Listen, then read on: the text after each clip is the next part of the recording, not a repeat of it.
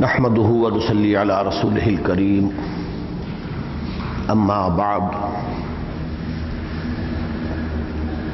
قاری شاہد Islam but صاحب سے آپ سورہ مدثر کی قرأت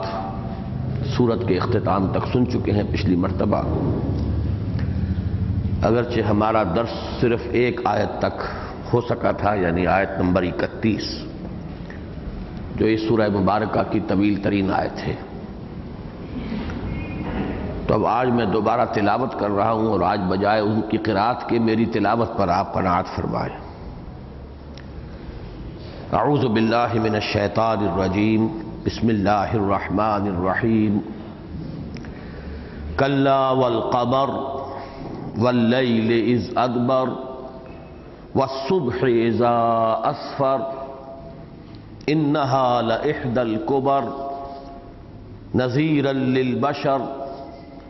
لمن شاء منکم ان یتقدم او یتأخر کل نفس بما کسبت رہینہ الا اصحاب الیمین فی جنات یتساءلون عن المجرمین ما سلککم فی سقر قالوا لم نک من المصلین ولم نک نطعم المسکین وَكُنَّا نَخُوضُ مَعَ الْخَائِضِينَ وَكُنَّا نُكَذِّبُ بِيَوْمِ الدِّينِ حَتَّى أَتَانَا الْيَقِينُ فَمَا تَنفَعُهُمْ شَفَاعَةُ الشَّافِعِينَ فَمَا لَهُمْ عَنِ التَّذْكِرَةِ مُعْرِضِينَ كَأَنَّهُمْ حُمُرٌ مُسْتَنفِرَةٌ فرت من قسورة بل يريد كل امرئ منهم أن يؤتى صحفا منشرة كلا بل لا يخافون الآخرة كلا إنه تذكرة فمن شاء ذكره وما يذكرون إلا أن يشاء الله هو اہل التقوى واہل المغفرہ۔ صدق اللہ العظیم۔ رب اشرح لی صدری ویسر لی امری واحلل عقدۃ من لسانی یفقہوا قولی۔ اللہم ربنا الہمنا رشدنا واعذنا من شرور انفسنا۔ اللہم ارنا الحق حقا وارزقنا اتباعہ وارنا الباطل باطلا وارزقنا اجتنابہ۔ اللہم ربنا زدنا ایمانا وہدا وعلما نافعا وعملا صالحا متقبلا آمین یا رب العالمین۔ جیسے کہ میں نے عرض کیا، ہمارا پچھلا درس ایک ہی طویل آیت پر مشتمل تھا، چونکہ اس میں ایک بڑا پیچیدہ مسئلہ 19 کے عدد کے حوالے سے زیر بحث آیا۔ اس سلسلے میں ڈاکٹر رشاد خلیفہ کے حوالے سے جو باتیں میں عرض کر چکا ہوں، ان کا جو خلاصہ ہے پھر ذہن میں تازہ کر لیں۔ اللہ کا شکر یہ ہے کہ اس سے پہلے بھی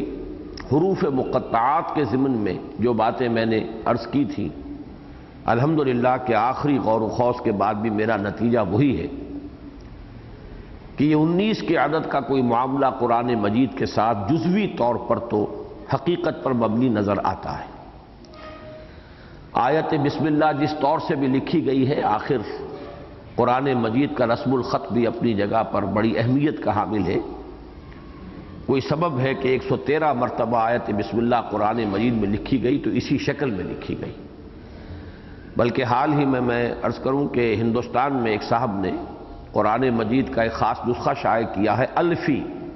قرآن مجید۔ خاص صنعت انہوں نے یہ کی ہے کہ ایسا قرآن مجید کا نسخہ تیار کیا ہے جس میں ہر سطر الف سے شروع ہوتی ہے، اور عجیب حیرت ہے کہ اس میں بھی ایک معجزے کا سا پہلو نظر آتا ہے کہ شاذ ہی کہیں عبارت کا توازن جو ہے وہ ڈسٹرب ہوا ہے۔ اب آپ غور کیجئے، کتاب چل رہی ہے اور ایک شخص نے طے کر لیا ہے کہ ہر سطر الف سے شروع ہوگی، تو عین ممکن نظر آتا ہے کہ کہیں پھر اسے سطر کو بہت ہی گنجان کر کے لکھنا پڑے گا، کہیں ذرا کھول کر لکھنا پڑے گا، کہیں کہیں ایسا ہے اس نسخے میں، لیکن وہ بہت اس وقت مشہور ہے الفی نسخہ قرآن مجید کا۔ تو قرآن مجید کے بہت سے معاملات ایسے ہیں کہ جن میں سے ہر پہلو جو ہے اپنی جگہ پر ایک معجزہ ہے۔ اس نسخے سے بھی ایک اعجاز کا پہلو سامنے آیا کہ ایک ایسا بھی رسم الخط ہو سکتا ہے قرآن مجید کا کہ جس میں اگر یہ طے کر لیا جائے کہ ہر سطر جو ہے وہ الف سے شروع ہوگی تب بھی اس کا توازن بگڑتا نہیں۔ اسی طرح کا معاملہ یہ ہے کہ 19 کے عدد کا، اور یہ بسم اللہ میں عرض کر رہا تھا اسی لیے میرا ذہن منتقل ہوا اس الفی قرآن مجید کی طرف، کہ انہوں نے ہر سورت سے پہلے جو آیت بسم اللہ لکھی ہے وہ مختلف انداز میں لکھی ہے۔ اس لیے کہ آپ کو معلوم ہے مختلف خط رہے، کوفی خط ہے، فلاں خط ہے، خط سلس ہے، یہ خود اپنی جگہ ایک بہت بڑی سائنس ہے۔ اور ہمارے ہاں جو استاد ہیں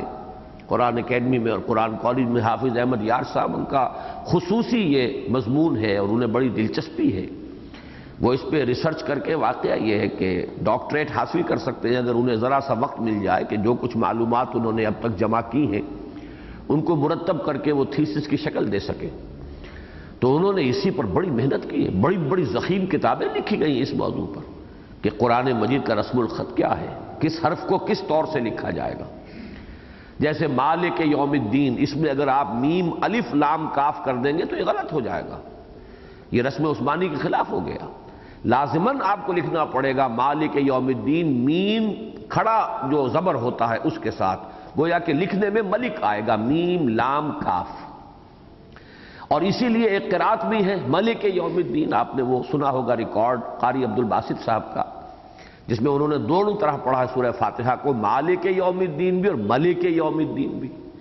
اب یہ دونوں قراتیں ہوئی اس شکل میں ممکن سکتی ہیں کہ لکھا گیا اسے میم لام کاف، اس لیے کہ زیر زبر ابتدا میں تھے ہی نہیں، یہ تو بعد میں لگائے گئے ہیں۔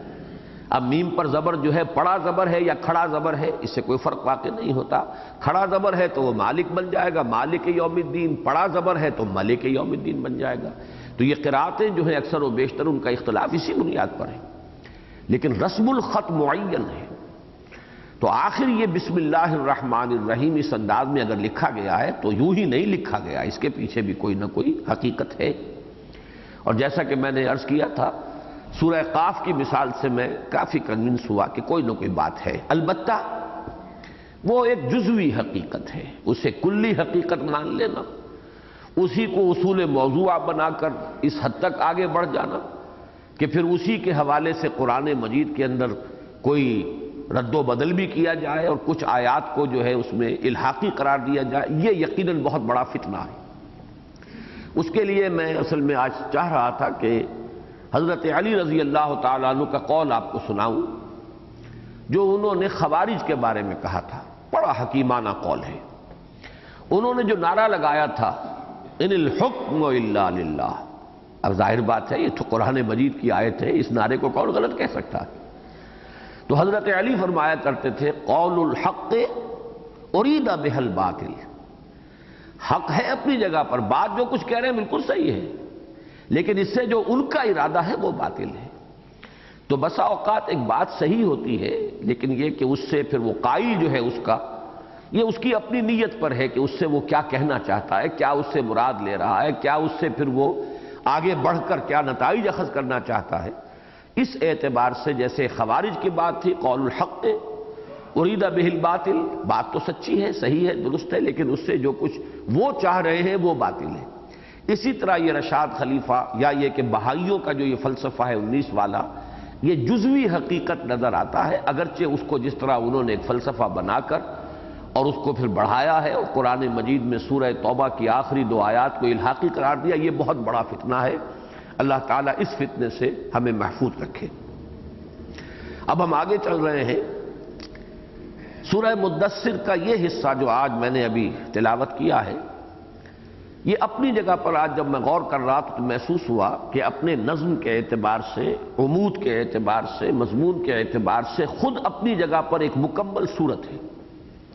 یہ نہ سمجھیے کہ میں اسے صورت قرار دے رہا ہوں، میں صرف بات سمجھانے کے لیے کہہ رہا ہوں، صورت تو سورہ مدثر ہی ہے، اسی کا یہ جز ہے، لیکن اس پر غور کیا جائے تو معلوم ہوتا ہے کہ جس شان سے اب یہاں دوبارہ بات شروع ہو رہی ہے، کلا والقمر واللیل اذ ادبر والصبح اذا اسفر انہا لإحدی الکبر نذیرا للبشر، اب یہ انداز جو ہے یہ خود اپنی جگہ پر محسوس ہوتا ہے جیسے ایک مکمل صورت ہو۔ جیسے اگلی صورت شروع ہوگی لا اقسم بیوم القیامہ، اور یہ نوٹ کیجئے کہ اصل میں سورہ مدثر کا وہ حصہ جو ہم پڑھ چکے ہیں 31 آیات، اس کا معنوی ربط جو ہے سورہ مزمل سے ہے، اور یہ حصہ جو آج ہم پڑھ رہے ہیں جو 25 آیات پر مشتمل ہے، اس کا معنوی ربط سورہ قیامہ سے ہے، اور اس طریقے سے یہی مضمون ہے کہ جو پھر اور نکھر کر کھل کر مزید واضح ہو کر مزید مبرہن ہو کر نہایت جلالت شان کے ساتھ سورہ قیامہ میں آئے گا۔ اس میں کلا آغاز ہو رہا ہے، کلا والقمر واللیل اذ ادبر والصبح اذا اسفر انہا لإحدی الکبر۔ یہ قسم سے پہلے کلمہ نفی لانا یہ قرآن مجید کا عام اسلوب ہے، جیسے کہ اگلی صورت آئے گی لا اقسم بیوم القیامہ،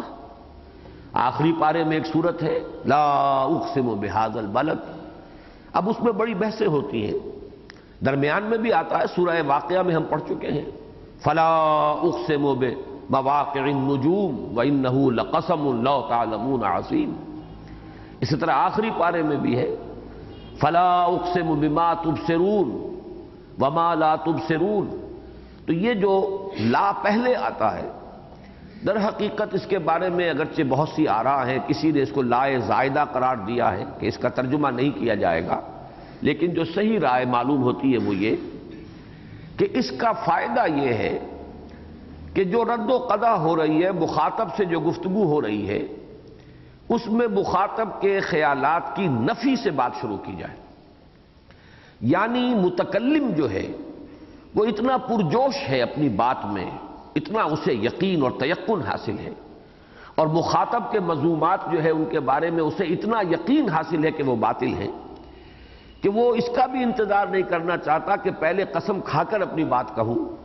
بلکہ وہ پہلے ہی نفی کرنا چاہتا لا اقسم بہذا البلد لا اقسم بیوم القیامہ، یعنی تمہارے خیالات، تمہارے نظریات، تمہارے اعتراضات پادر ہوا ہیں، ان کی کوئی حقیقت نہیں، میں تو قسم کھاتا ہوں قیامت کے دن کی۔ تو گویا کہ یہ لا منفصل ہے۔ اب انگریزی میں تو آپ کو معلوم ہے کہ پنکچویشن ہوتی ہے، میں نے کئی مرتبہ ترجمہ کیا ہے سورۃ العصر کی کہ جو ہے قسم کا نے I swear by the day of judgment, یہ سورہ قیامہ کی آیت کا نے نہیں، ہرگز نہیں، نے کے بعد قوما آ جائے گا، I swear by the day of judgment, میں تو قسم کھاتا ہوں قیامت کے دن کی۔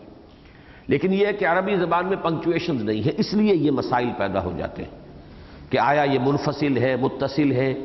متصل ہو جائے تو لا اقسمہ کا ترجمہ ہوگا میں قسم نہیں کھاتا، لا کو منفصل مانا جائے گا لا اقسم بہذا البلد، نہیں، تمہاری بات غلط، تمہارے اعتراض غلط، تمہارے نظریات غلط، میں قسم کھاتا ہوں قیامت کے دن، تو اس کو لا منفصل کہیں گے۔ اسی طریقے سے لفظ کلا ہے، اور بھی بہت سی جگہوں پر فلا وربک لا یؤمنون حتی یحکموک فیما شجر بینہم، تیرے رب کی قسم، اور اس سے پہلے لا، ہرگز نہیں، ان کے خیالات، ان کے نظریات بالکل غلط ہیں، تیرے رب کی قسم ہے کہ یہ ہرگز مومن نہیں ہوں گے جب تک کہ ہر معاملہ جو ان کے مابین نزاعی اٹھ کھڑا ہو اس میں آپ کو حکم تسلیم نہ کریں، اور پھر جو فیصلہ ہے نبی آپ کر دیں اس پر اپنے دل میں بھی کوئی تنگی محسوس نہ کریں۔ اگر دل میں بھی تنگی محسوس ہوئی کہ ظاہری طور پر تو حضور کا فیصلہ قبول کر لیا لیکن دل میں بھی تنگی محسوس کی تو ایمان کی نفی ہو جائے گی۔ تو یہ وہ انداز ہے،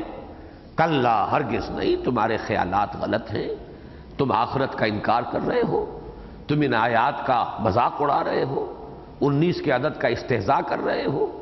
تم جہنم کے جو نگران ہیں فرشتے ان کے بارے میں اس طرح کا مذاق کر رہے ہو کہ 10 کے لیے میں کافی ہوں، بقیہ 9 کا تم بندوبست کر لینا، یا میں تو 19 کے لیے میں کفایت کروں گا۔ تو یہ ہے کلا والقمر، اب یہاں سے بات شروع ہوئی، قسم ہے چاند کی،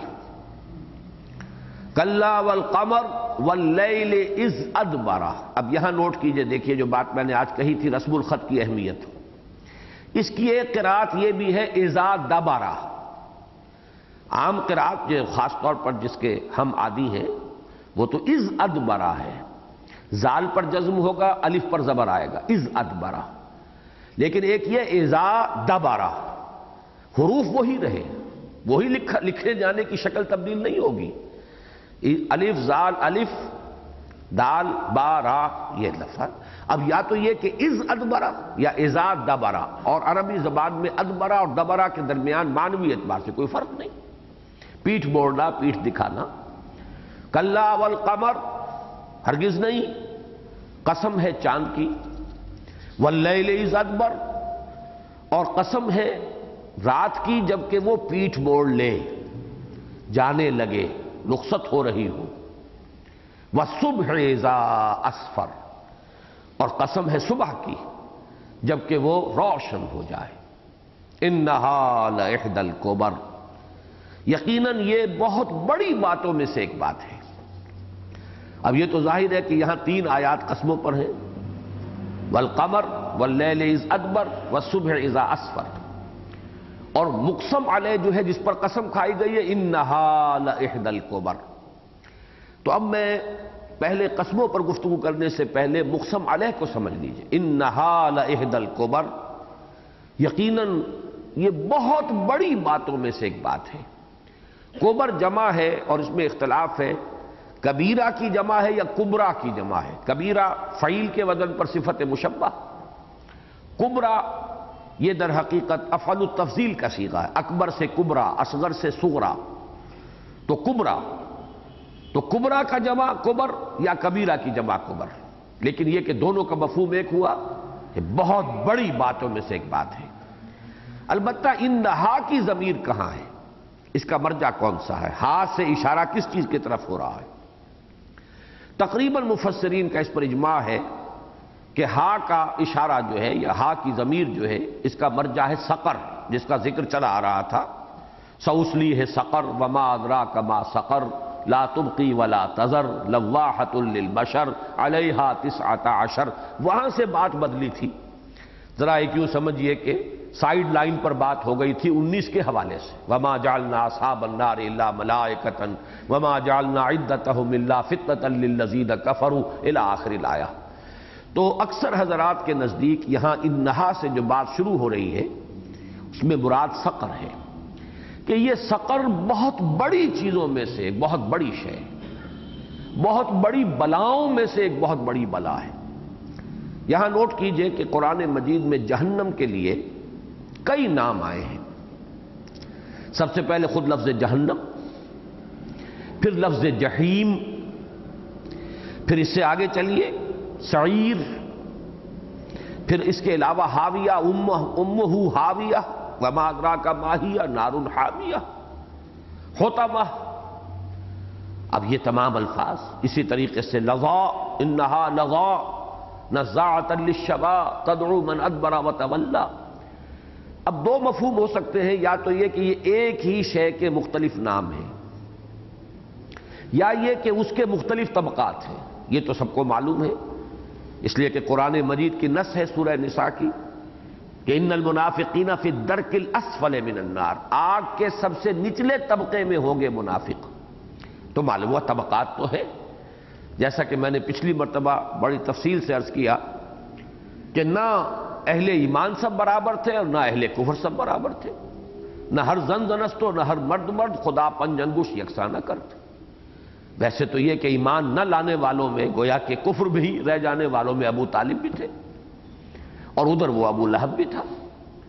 اور ایمان لے آنے والوں میں قانوناً مسلمان ہو جانے والوں میں عبداللہ ابن ابی بھی تھا، اور ابو بکر صدیق بھی تھے. تو کہاں ابو بکر صدیق، کہاں عبداللہ ابن ابی. مائنس انفینٹی سے اور پلس انفینٹی تک لے جائیے تو معلوم ہوگا زمین و آسمان کا فرق ہے. 1000 فرسنگست ز عشق تاب صبوری 1000 فرسنگست. کفار میں بھی ظاہر بات ہے کہ ابو طالب کہاں ابو طالب، کہاں ابو لہب. درمیان میں ولید ابن مغیرہ بھی ہے اور درمیان میں ابو جہل بھی ہے. تو معلوم یہ ہوا کہ جنت کے بھی طبقات ہوں گے، ہر ایک کو اپنے رتبے کے مطابق اللہ تعالیٰ جو ہے نعمتوں سے نوازے گا. اسی طرح جہنم کے بھی طبقات ہوں گے، جہنمی بھی سب برابر تو نہیں. تو یہ بھی ہو سکتا ہے کہ یہ جہنم کے مختلف طبقات کے نام ہوں، اور یہ بھی ہو سکتا ہے جہنمیں مختلف ہوں۔ اگر جنتان کا لفظ آیا ہے، جنات کا لفظ آیا ہے قرآن مجید میں،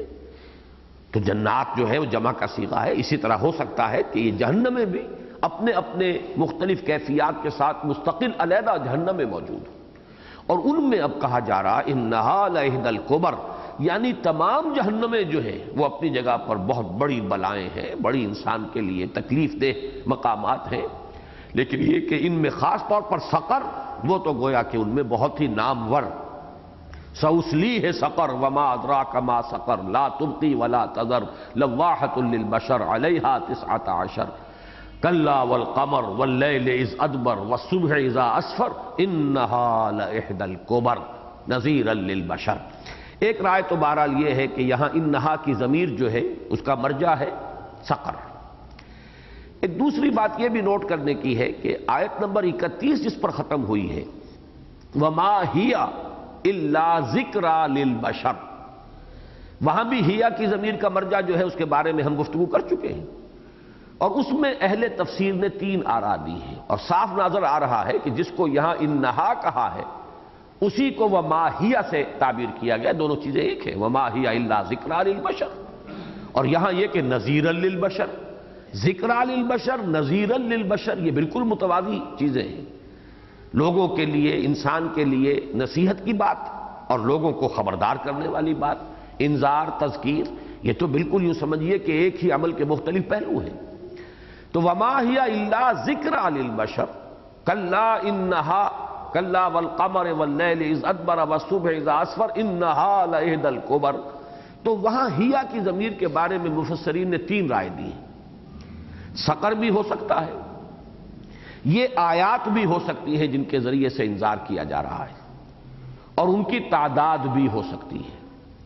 اسی کے حوالے سے میری جو رائے ہے، اور یہ رائے جو ہے مولانا اصلاحی صاحب نے بھی ظاہر کی ہے اور میں ان سے متفق ہوں، کہ یہاں سقر جو ہے اس کی طرف اشارہ نہیں ہے، بلکہ یہ آیات جو ہے انذار کی جو نازل ہو رہی ہیں، سورت جس سے شروع ہوئی ہے یا ایھا المدثر قم فانذر، یہ انذار کا مضمون، اور آگے بھی چل کر نذیرا للبشر، یہ خبردار کرنے والی شے ہے، آگاہ کرنے والی ہے لوگوں کے لیے۔ تو اس سے مراد در حقیقت چاہے تو اس کو آپ عام کر لیں، نبوت اور رسالت کا سلسلہ اللہ نے دنیا میں کیوں جاری کیا؟ انذار کے لیے، ذکرہ کے لیے، تذکرہ کے لیے، نصیحت کے لیے، تبشیر کے لیے، اور یا یہ کہ خاص طور پر یہ آیات مبارکہ جو ہیں جو اس سورہ مبارکہ میں آئی ہیں خبردار کرنے کے لیے، ان کی طرف اشارہ ہے۔ اب آئیے، اگر ہم نے معین کر لیا ہے کہ یہ انہا کی ضمیر جو ہے ان آیات انذار کی طرف ہے، تو اب آئیے قسموں کی طرف، کلا والقمر واللیل اذ ادبر والصبح اذا اسفر، یہ 3 جو قسمیں آئی ہیں ان میں جو ربط ہے واللہ عالم، مجھے یہ بات کہیں اور نہیں ملی ہے، لیکن یہ کہ میں نے جتنا غور کیا ہے تو مجھے یہ حقیقت محسوس ہوئی جو میں آپ کے سامنے رکھ رہا ہوں۔ اس میں در حقیقت ایک فینومینن ہے کہ انسان پر جیسے کہ گمراہی میں بھی انسان ایک دم آخری درجے تک نہیں پہنچ جاتا، درجہ بدرجہ پہنچتا ہے، اسی طرح ہدایت میں بھی انسان، انکشاف ہدایت جو ہے انسان پر وہ بھی درجہ بدرجہ ہوتا ہے۔ ان قسموں کے بالکل متوازی اور متوازن قسمیں آئی ہیں آخری پارے میں سورۃ الانشقاق میں، وہاں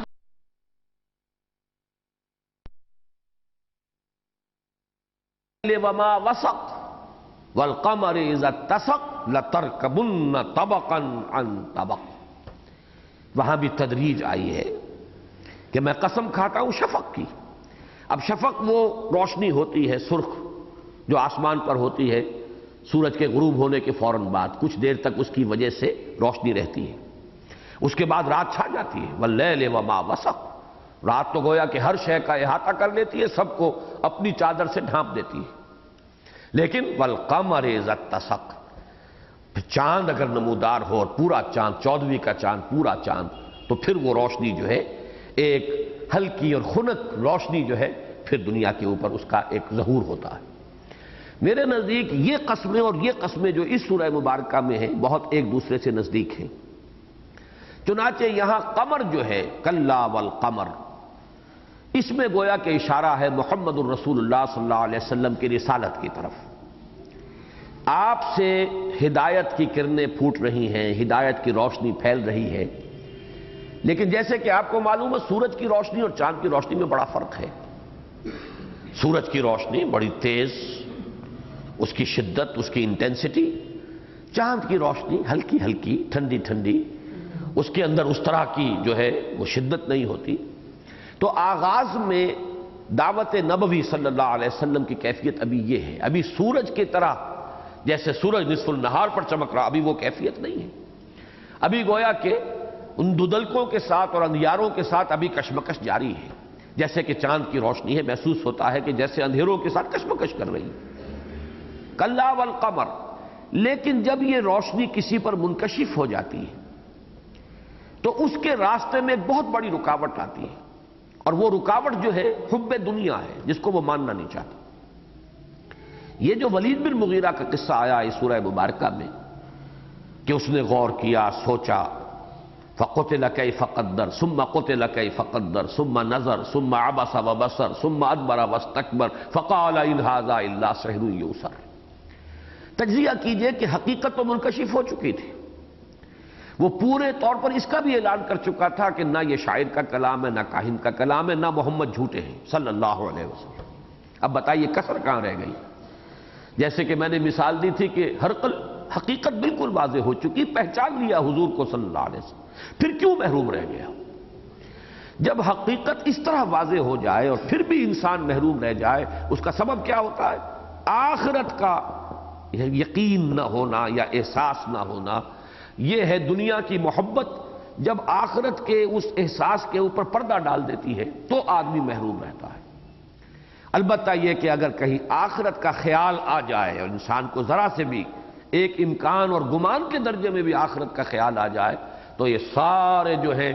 ظلمات کے پردے چھٹ جائیں گے، اور اس کے بعد جیسے کہ صبح روشن ہوتی ہے، وَالصُّبْحِ إِذَا أَسْفَرَ، جیسے کہ اب سورج طلوع ہوتا ہے اور صبح کی روشنی ہے، صبح روشن ہو گئی ہے، یہ کیفیت اس کے بعد ہو جاتی ہے۔ درمیان میں یہ جو رات ہے شب دیجور، یہ در حقیقت آخرت کے تصور سے انسان کی محرومی ہے۔ یہ میں چاہتا ہوں کہ اس مضمون کو ذرا آپ اچھی طرح سمجھیں کہ آگے چل کر یہ مضمون آئے گا اور وہاں پر میں مزید تفصیل اس کی عرض کروں گا کہ جہاں تک اللہ کا ایمان ہے وہ فطرت انسانی میں ہے، موجود ہے۔ آخرت کے بارے میں بھی ایک احساس فطرت میں موجود ہے، ایک ذمہ داری کا احساس ہے، مسئولیت کا احساس ہے، یہ فطرت میں موجود ہے۔ حب دنیا جب آ کر اس آخرت کے احساس کو کسی طریقے سے غیر مؤثر کر دیتی ہے تو پھر رسول کو پہچان لینا بھی اپنی جگہ پر ہے اور اللہ کی توحید کا انکشاف بھی اپنی جگہ پر ہے، لیکن انسان ایمان نہیں لائے گا، اقرار نہیں کرے گا، اعلان نہیں کرے گا، اس لیے کہ پاؤں میں دنیا جو ہے وہ بیڑی بن کر پڑی ہوئی۔ یہ بیڑی کسی کی بہت بھاری ہوتی ہے۔ ولید بن مغیرہ کی چودراہٹ تھی، ایک طرح سے رئیس تھا مکے کا، ہرقل کی بہت بڑی سلطنت تھی، بہت بڑی مملکت تھی۔ یہ بیڑیاں جو ہیں مختلف لوگوں کے لیے مختلف ہیں۔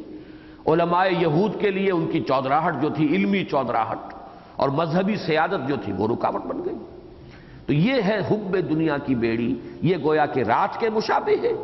اور اگر اس سے انسان کسی طرح نکل جائے تو پھر وہ فطرت کے اندر جو مضمر حقائق ہیں اور پھر یہ کہ آیات الہیہ کے ذریعے سے، وحی کے ذریعے سے جو اجاگر وہ ہو گئے ہیں، پھر صبح کی روشنی کی طریقے سے بات بالکل روشن ہو جاتی ہے اور طلوع ہو جاتی ہے صبح اپنی تمام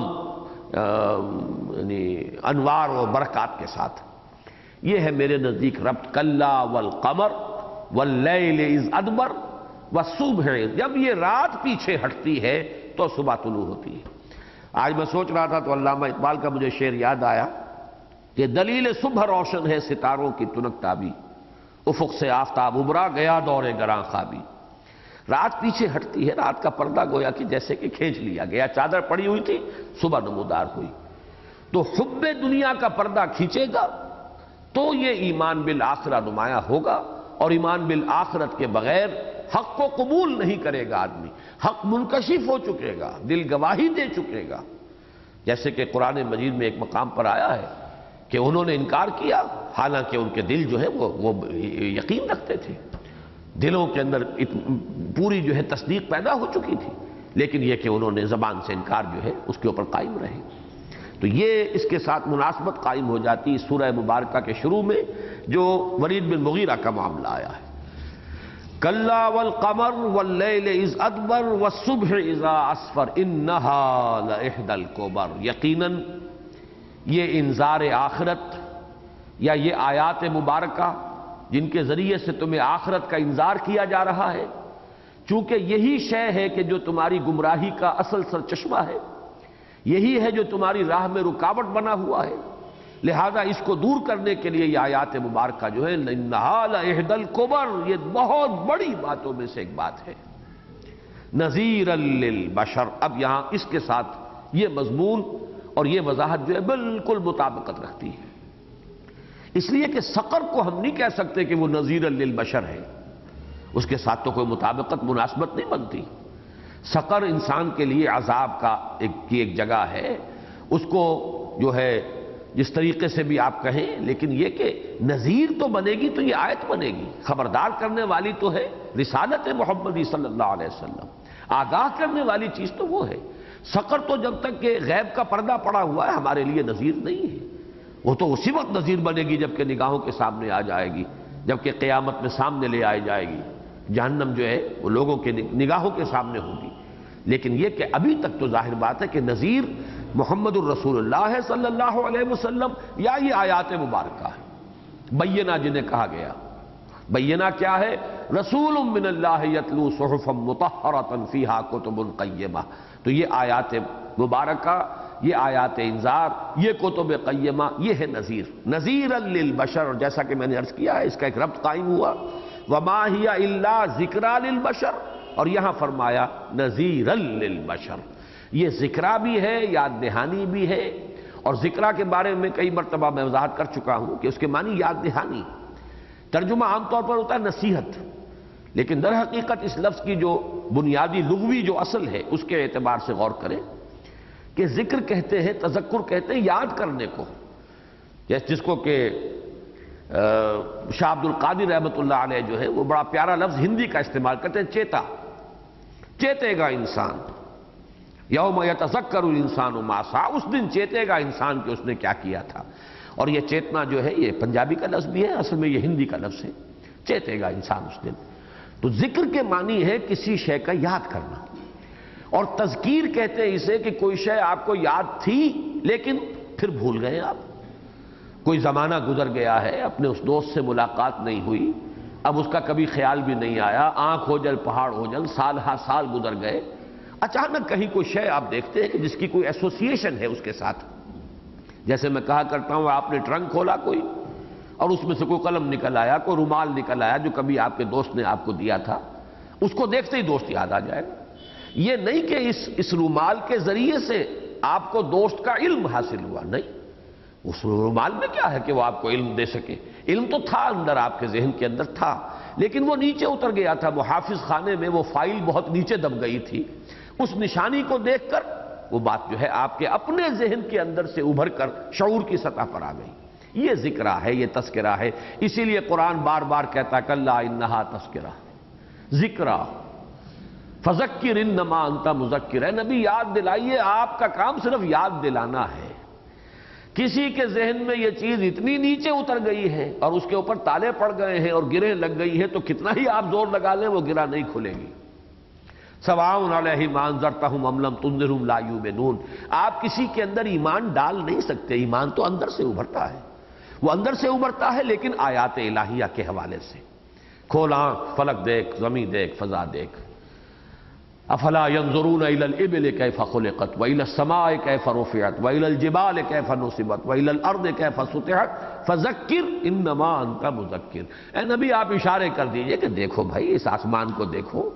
کیسے اس کو بلند کر دیا ہے، اس زمین کو دیکھو کیسے اسے بچھونے کی طرح بچھا دیا ہے، ان پہاڑوں کو دیکھو کیسے انہیں جما دیا ہے، اپنے اس اونٹ کو دیکھو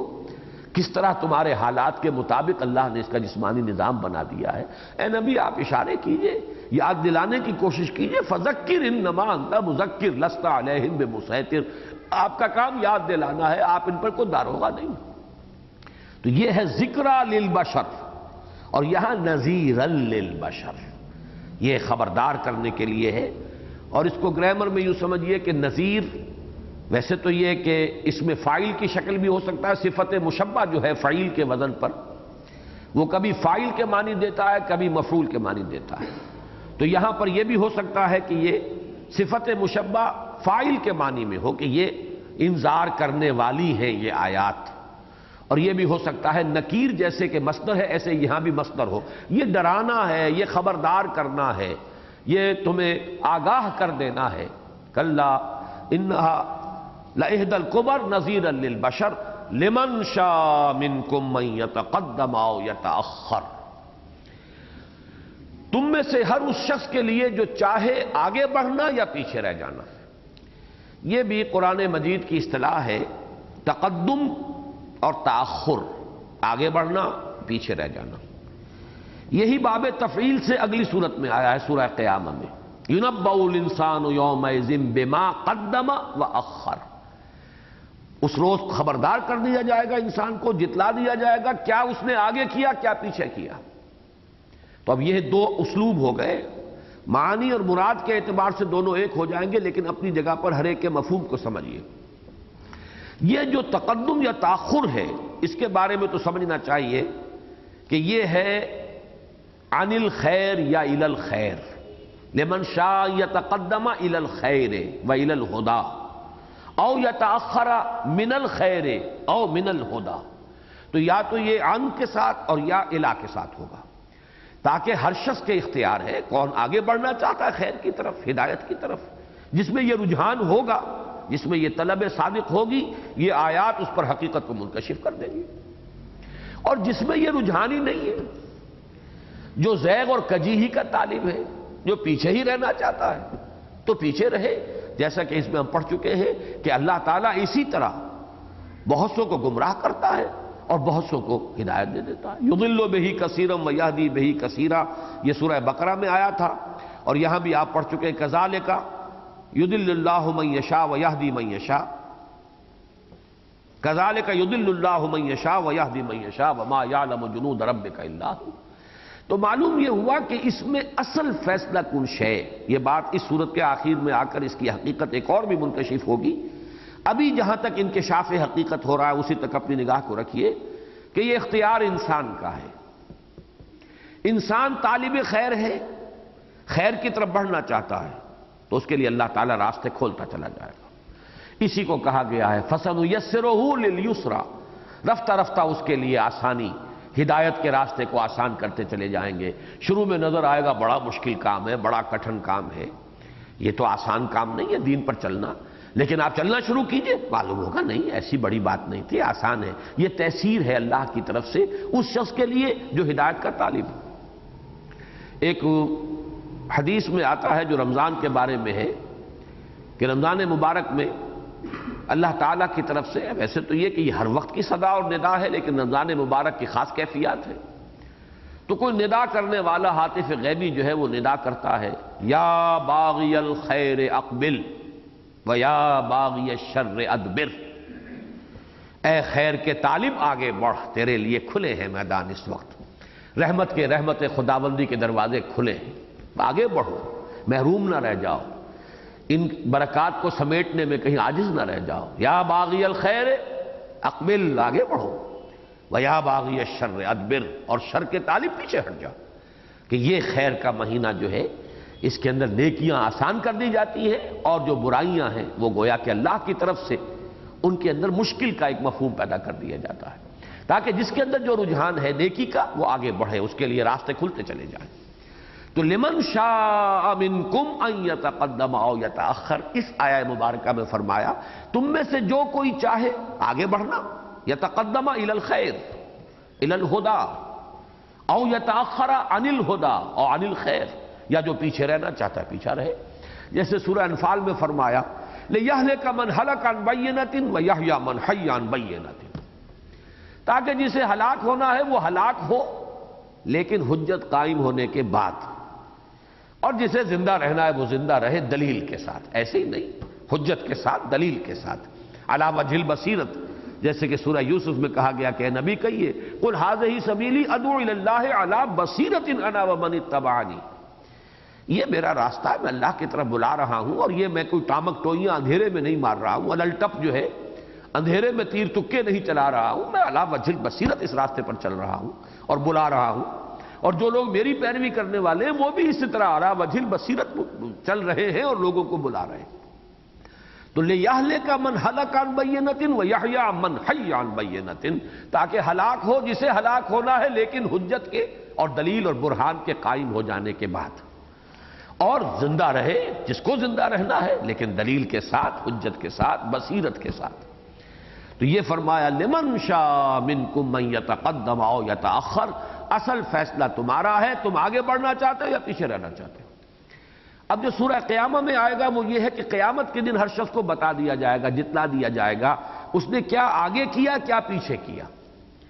یہ در حقیقت یوں سمجھیے کہ اس میں نقشہ کھینچ دیا گیا ہے کہ اس دنیا میں انسان ہر لمحے ایک دو راہے پر ہوتا ہے، فیصلہ اسے کرنا ہوتا ہے ادھر یا ادھر کا، اس لیے کہ ایک طرف نظر آ رہا ہے کہ مجھے نفع ہو سکتا ہے، پیسے ملتے ہیں، ہے حرام، کس کو آگے کیا کس کو پیچھے کیا، دولت کی محبت کو آگے کیا، اللہ کے حکم کو پیچھے کیا، رشوت وصول کر لی، اور اگر دولت کی محبت کو پیچھے کیا اور اللہ کے حکم کو آگے رکھا اس کو رد کر دیا۔ ہر قدم یہی ہے، انسان قدم قدم پر یہی فیصلہ ہو رہا ہے، تقدیم و تاخیر ہی تو ہے، جس کو آپ کہتے ہیں ویلیو سٹرکچر، کس چیز کو آپ نے زیادہ اہم سمجھا، کس چیز کے لیے زیادہ آپ کے دل میں قدر و قیمت ہے، کس چیز کو آپ نے ترجیح دی ہے، کس چیز کو آگے رکھا ہے، کس کو پیچھے کیا ہے۔ قدم قدم پر ہر وقت انسان کسی شے کو آگے کرتا ہے، کسی کو پیچھے کرتا ہے، ہر جگہ دو راہا ہے، ہر جگہ وہ کھڑا ہوا ایک دو راہے پر، اس کو رد کرے گا اس کو اختیار کرے گا، ایک کو پیچھے کرے گا ایک کو آگے کرے گا۔ تو ادھر حقیقت یہاں پر یہ تقدم اور تاخر اس شخص کے اعتبار سے خود آگے بڑھا یا پیچھے رہ گیا۔ سورہ قیامہ میں کسی شے کو آگے کرنا اور کسی شے کو پیچھے کرنا، تم نے کس چیز کو آگے رکھا کس چیز کو پیچھے رکھا، آیا تم نے دنیا کو آگے رکھا اور آخرت کو پیچھے کر دیا، یا آخرت کو آگے رکھا اور دنیا کو پیچھے کر دیا؟ بس اسی میں سارا دار و مدار ہے، پورے کے پورے ہمارے اس دنیا کے اندر ہمارے رویے اور ہماری روش کو اسی سے تعبیر کیا جا سکتا ہے۔ کل نفس بما کسبت رہینہ، ہر ذی نفس جو کمائی اس نے کی ہے اس کے عوض رہن ہے۔ یہاں مجھے وہ حدیث یاد آ رہی ہے، کل نفس یغدو، ہر ذی نفس صبح کرتا ہے، فبائع نفسہ، پھر وہ اپنے آپ کو بیچتا ہے، اپنی جان کو، اپنی توانائیوں کو، اپنی ذہانت کو، اپنی صلاحیت کو، اپنی قوت کار کو، کوئی قلم کے ذریعے سے، کوئی زبان کے ذریعے سے، وکیل کھڑا ہے آرگو کر رہا ہے، وہ اپنی وہ ذہانت اور خطابت یا جو بھی تقریری صلاحیت اسے بیچ رہا ہے، فیس لے رہا ہے اس کی۔ کلرک کا بیچارہ قلم کے ذریعے سے وہ جو بھی کر رہا ہے اپنے آپ کو بیچ رہا ہے۔ کوئی شخص جو ہے اینٹیں ڈھو رہا ہے وہ اپنی جسمانی قوت بیچ رہا ہے۔ نفس کے اندر مضمر جو چیزیں ہیں انسان ان کو بیچتا ہے۔ کل نفس یغدو فبائع نفسہ فموبقھا وموبقھا، اب یہ ہے وہ انجام۔ دن بھر اس نے بھی محنت کی اس نے بھی محنت کی، اس نے اللہ کے حکم کو مقدم رکھا، لہذا شام کو جب گھر واپس آئے گا اپنے نفس کو جہنم کی آگ سے چھٹکارا پانے والا ایک یوں سمجھیے کہ فرمان لے کر آئے گا، اس کے لیے جہنم سے نجات کا پروانہ لے کر آئے گا۔ اور ایک وہ شخص ہے جس نے دنیا کو آخر رکھا، بے ایمانی کی، وعدہ خلافیاں کی، بے ایمانیاں کی، جھوٹ بولا، اس نے گویا کہ محنت بھی کی، مشقت بھی کی، اپنے نفس کو کھپایا بھی، لگایا بھی، اور وہ شام کے وقت لے کر آئے گا جہنم کے اندر داخلے کا پروانہ، ہلاک کر کے اپنے آپ کو اور اپنی جان کو اور اپنے مستقبل کو تباہ و برباد کر کے آ رہا ہے۔ اسی کو یہاں تعبیر کیا کل نفس بما کسبت رہینہ، جو بھی کسی نے کمائی کی ہے اس کے عوض وہ رہن ہے۔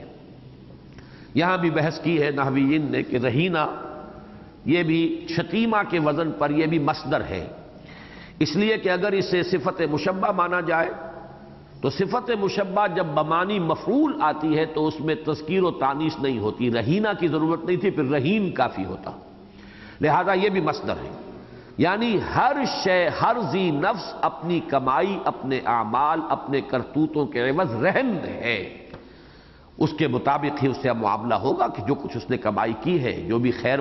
کمایا یا شر وہ کما کر لایا ہے۔ اپنے نفس کے لیے دنیا سے پروانہ لے کر جا رہا ہے ہر شخص، جہنم سے نجات کا یا جہنم میں اس کو جھونکنے کا، اس لیے کہ وہ کمائی تو یہاں کی ہے۔ جیسا کہ میں نے ابھی عرض کیا، شام کو جو شخص لوٹا ہے وہ یا تو جہنم میں داخلے کا وہ پروانہ لے کر آیا ہے یا جہنم سے نجات کا پروانہ لے کر آیا ہے۔ کل نفس یغدو فبائع نفسہ فموثقھا وموبقھا۔ اسی طرح یہاں فرمایا کل نفس بما کسبت رہینہ الا اصحاب الیمین، سوائے داہنے والوں کے۔ یہ داہنے والے جن کے ہاتھ میں قیامت کے دن داہنے ہاتھ میں ان کے اعمال نامے دیے جائیں گے، قرآن مجید میں کئی جگہ تذکرہ آیا ہے۔ پھر یہ کہ یمن جو ہے یہ سعادت کے لیے بھی آتا ہے، خیر کے لیے، برکت کے لیے، تو اس کو اگر لفظی معنی میں لیا جائے تو یہ کہ جو خیر والے، سعادت والے، برکت والے، نیکی والے، بھلائی والے، اچھے رجحانات رکھنے والے ہیں،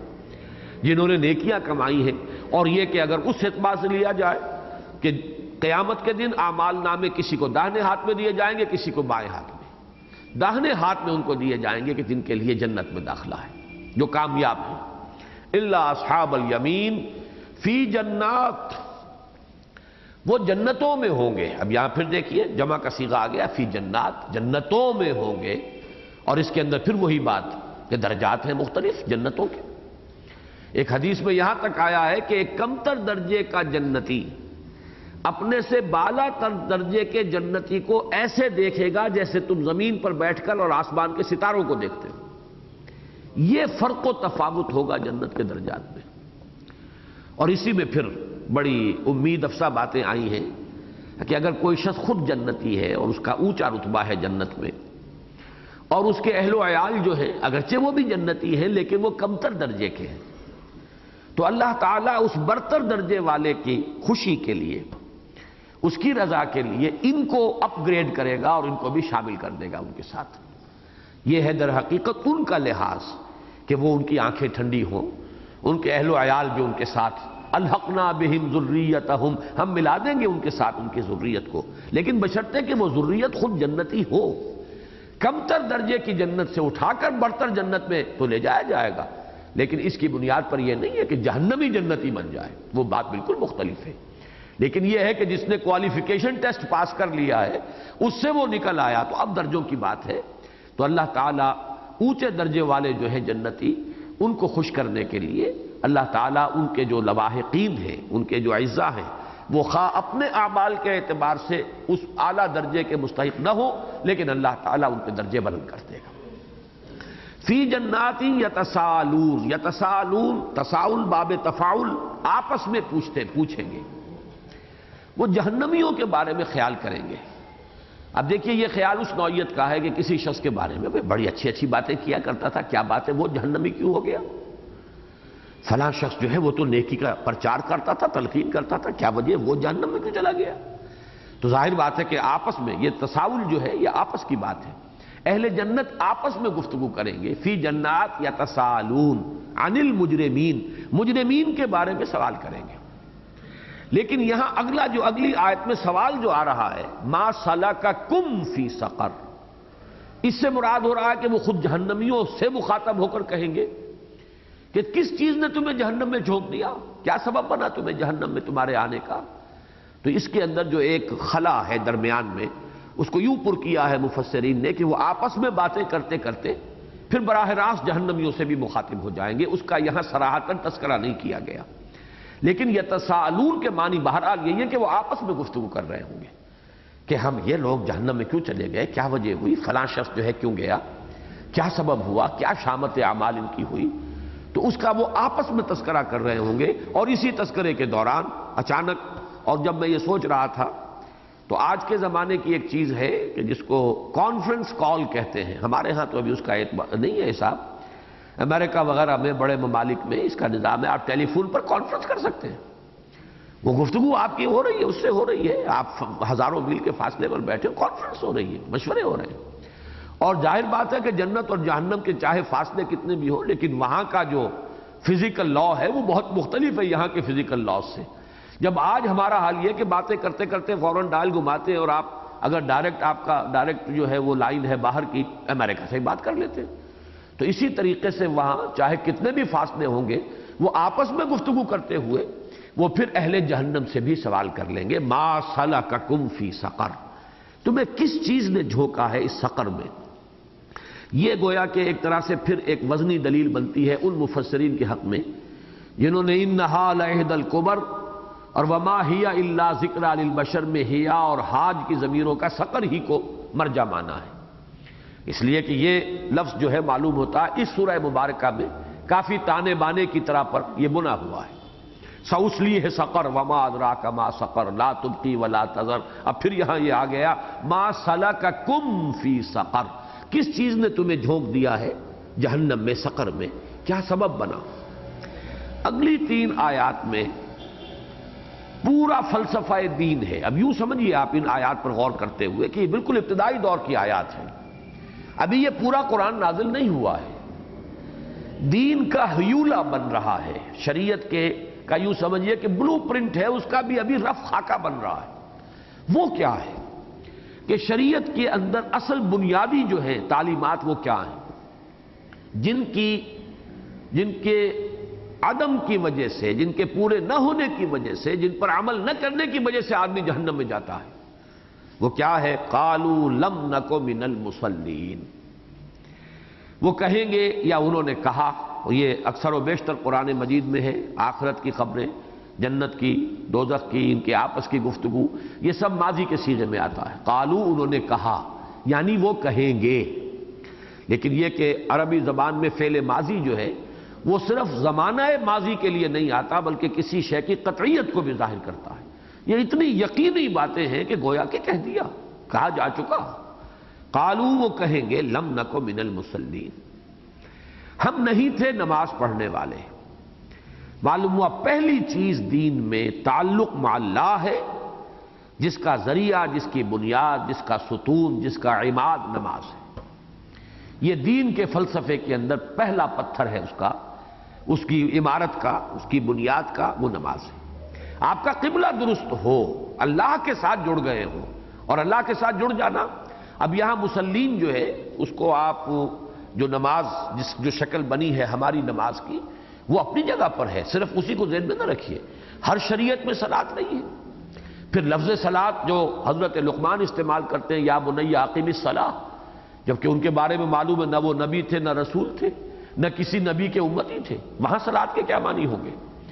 اس لیے کہ وہاں پر اب سمجھنا ہوگا کہ صلاۃ کے اصلی معنی کیا ہے؟ اقدام الی الشیء، کسی شے کی طرف متوجہ ہونا۔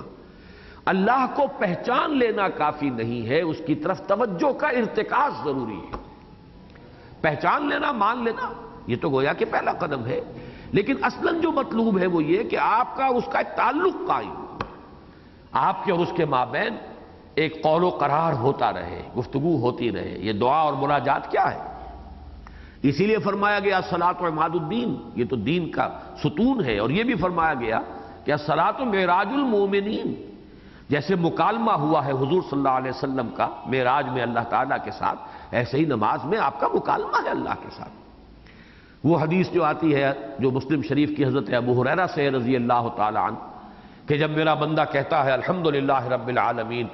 قال اللہ تعالی، حضور فرماتے ہیں، اللہ فرماتا ہے اس پر کہ حمدنی ربی، حمدنی عبدی، میرے بندے نے میری حمد کی۔ جب بندہ کہتا ہے الرحمن الرحیم، اثنا علی عبدی، میرے بندے نے میری ثنا کی۔ جب بندہ کہتا ہے مالک یوم الدین، اللہ فرماتا ہے مجدنی عبدی، میرے بندے نے میری بڑی تمجید کی، میرا بڑا مقام بیان کیا۔ تو یہ تو ایک مسلسل یوں سمجھیے کہ نماز کا معاملہ جو ہے وہ تو یہ کہ جن کے تو وہ قلب بیدار ہوتے ہیں انہیں تو اس کی کیفیت کا احساس ہوتا ہے کہ جیسے وہ حضوری قلب جنہیں میسر ہے، گویا کہ ایک مکالمہ اللہ کے ساتھ ہو رہا ہے۔ علامہ اقبال نے اسی کو، جو ان کا لیکچر ہے غالباً چوتھا ہے شاید یا تیسرا، meaning of prayer in Islam, reconstruction میں، تو اس پریئر کی جو حقیقت انہوں نے بیان کی، پریئر کیا ہے؟ اور حدیث جو آتی ہے کہ الدعاء مخ العبادہ، الدعاء هو العبادہ، دعا ہی تو اصل جوہر ہے عبادت کا، بلکہ اصل عبادت ہے ہی دعا۔ کیوں؟ ذکر میں اور دعا میں فرق کیا ہے؟ ذکر آپ کر رہے ہوتے ہیں سبحان اللہ سبحان اللہ سبحان اللہ، یہ غیابی ذکر ہے، اس میں اللہ سے خطاب نہیں ہے آپ کا، آپ نے ایک حقیقت کی تکرار کر رہے ہیں، اللہ اکبر اللہ اکبر اللہ اکبر، یہ ذکر ہو رہا ہے، لیکن یہ اللہ اکبر ایک جملہ خبریہ ہے، اس میں آپ کا کوئی خطاب اللہ کے ساتھ نہیں ہے۔ دعا میں مخاطبت ہوتی ہے، اے میرے رب، اے پروردگار، اے میرے مالک، اے رحیم، اے شفیق۔ اب یہ جو گفتگو کا انداز ہے، اس کو کہتے ہیں علامہ اقبال کہ یہ انفائنائٹ ایگو اور اس کے سامنے آ کر فائنائٹ ایگو کھڑی ہوتی ہے اس وقت۔ یہ ہماری انائے محدود، ہم چھوٹی سی انا کے مالک ہیں، انا میں، اور وہ ایک انائے کبیر ہے، اننی انا اللہ لا الہ الا انا فاعبدنی واقم الصلاۃ لذکری۔ وہ انائے کبیر، وہ انائے مطلق، یہ انائے صغیر۔ دیکھیے مجھے شعر یاد آیا اقبال کا، اسی کیفیت میں کہا ہے انہوں نے، تو ہے محیط بے کراں میں ہوں ذرا سی آبجو، یا مجھے ہم کنار کر یا مجھے بے کنار کر۔ یا تو اپنے ساتھ ملا لے، اس لیے کہ قطرہ بھی دریا میں اگر شامل ہو جائے گا تو دریا بن گیا، لیکن یا یہ کہ پھر مجھے کو اتنی وسعت دے دے کہ میں بھی دریا بن جاؤں۔ تو ہے محیط بے کراں میں ہوں ذرا سی آبجو، یا مجھے ہم کنار کر اپنے ساتھ ملا، یا مجھے بے کنار کر، یا اپنی جگہ پر مجھے بھی وسعت عطا فرما۔ تو یہی بات ہے کہ ایک ہے انفائنائٹ ایگو، انائے صغیر انائے مطلق، ایک ہے یہ فائنائٹ انائے محدود انائے صغیر ہماری انا۔ جب یہ انا اللہ کے سامنے آئی، روبرو آتی ہے، یہ روبرو جو کبھی ٹیلی ویژن کا ایک پروگرام تھا، تو یہ ان دو اناؤں کا روبرو ہونا ہے نماز در حقیقت۔ اور یہ گویا کہ ایک سب سے پہلا بنیادی پتھر ہے دین کے فلسفے کا، جس کو یہاں بڑے سادہ الفاظ میں تعبیر کیا گیا کہ جہنم میں جھونکنے والا پہلا جرم عظیم انسان کے لیے کیا ہے؟ قالوا لم نک من المصلین، نہیں تھے ہم نماز پڑھنے والوں میں۔ اب اس کو صرف سادگی سے محض نماز کا وہ تصور لے کر نہ آگے گزر جائیں، بلکہ جیسا کہ میں نے عرض کیا، یہ حکمت دین کی بھی بنیاد ہے شریعت میں۔ شریعت نام ہی دو چیزوں کا، حقوق اللہ حقوق العباد۔